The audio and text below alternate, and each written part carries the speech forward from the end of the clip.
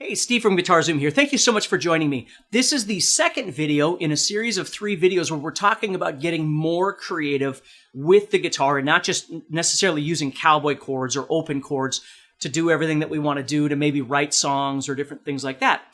So in the first video, we talked about how we could take simple chords like A and D and things like that, and we could embellish them by adding fingers or subtracting fingers, or even using different kinds of chord progressions that maybe aren't necessarily traditional in the normal sense of playing, like G, D, and A and things like that. So if you haven't seen that video, please check it out, and then that will kind of lead to this second video, because what we're doing is we're building all of this up to play a song that I wrote a number of years ago for my daughter when she was born. It's called To Sing a Lullaby by a band called Stine, which is the singer from Grim Reaper, Steve Grimmett, and myself. We had written this song for the birth of my daughter. So what we're going to do in this video now is we're going to start talking about how we can take those open chords and do something unique by moving them around the fretboard. So let's just take a look at some traditional things that you might have heard before. So if I take D, for instance, and I move that up 2 frets higher, this is going to be kind of like an extreme song. Okay, so if I take this D,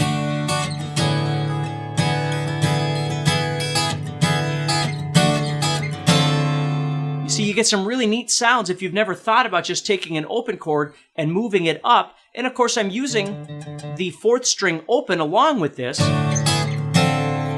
as I do that. Or another part of that song goes from playing D here at the normal spot, then moving up to 9 and 10, and then 7 and 8. So you get this.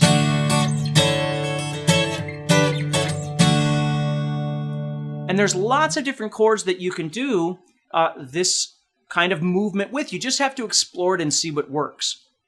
And again, I always do something and go, well, this probably won't sound good, and then it actually sounds kind of cool. You know, if I took D and I just moved it up a half step, that's a little bit weird, but who's to say that that wouldn't sound wonderful to you? Or maybe tomorrow when I'm playing, I'd do that, and all of a sudden I really like the sound of it. So if you're not thinking in terms of theory and what chords logically go with other chords, there's nothing wrong with that. Again, don't get me wrong. But if you're not thinking along those lines, you can get really creative with this, because you're not limiting yourself to what logically makes sense. You're just going by what it sounds like to explore. And again, in the first video, we do all kinds of stuff like this. So if you haven't seen that, check that out. But with my song, with To Sing a Lullaby, what happens now, there's another section coming up here, the chorus section, where we started off doing this. This is from the last video. I played this part. I'll just kind of run through it quick.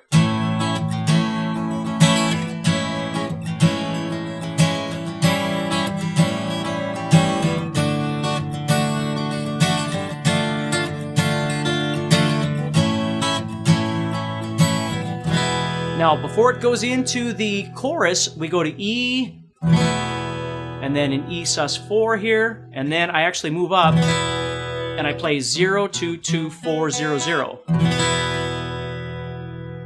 Okay, and that sets us up. That's kind of an awkward one. Again, I love just exploring different sounds around that E chord.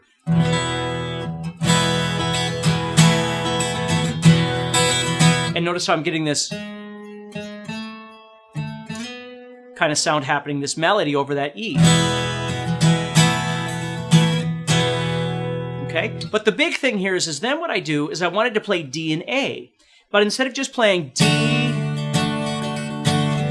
which sounded so traditional, what I decided to do was take the C chord and move it up 2 frets. And that was going to be my D voicing of sorts.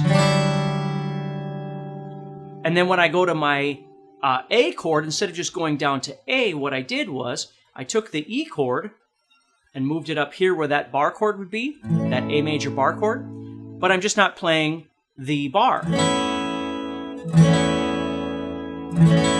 So I'm going from here, just strumming the bottom 5,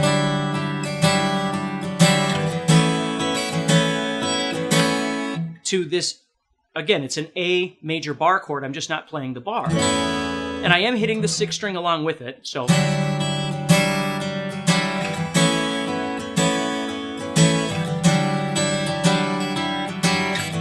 And I just thought that sounded much more creative and much more interesting for Steve to sing over than just going... Because that sounded, I don't know, it just sounded kind of lackluster to me. So that's another thing I want to show you is how you can simply take open chords and kind of explore them. So if you're thinking in your head, okay, well, I want a D to an A, you could think about all the different ways you could possibly play a D chord somewhere on the guitar. You know, you could have embellished like we did in the first video. You know, something like that. Or you can take open chords and learn how to creatively move them up and down the fretboard. And again, don't worry so much about defining everything right away. I'm a big advocate for theory, and I think all that stuff is important. But if you're always trying to define everything with logic and make sure that it fits, you're never going to come across other things that don't make sense necessarily, right? Moving this C up a whole step to create a D of sorts is a visual thing that guitar players do, right? I'm not worried about defining it all and then saying, well, you know, it's got to fit and I shouldn't play this note. If it sounds good, then I want to do that. So that's why I decided to take that D to this A, because I like the sound. And that should be enough, right? So do me a favor, if this seems interesting to you, you can click on a link somewhere around this video and you can check out Play Acoustic Now 2.0, see if it's something that might help you. It covers all the fundamentals of things, but it certainly covers this kind of creative aspect of playing too, which I think is really important for you to enjoy your guitar playing. So take care, and I'll see you in the next video.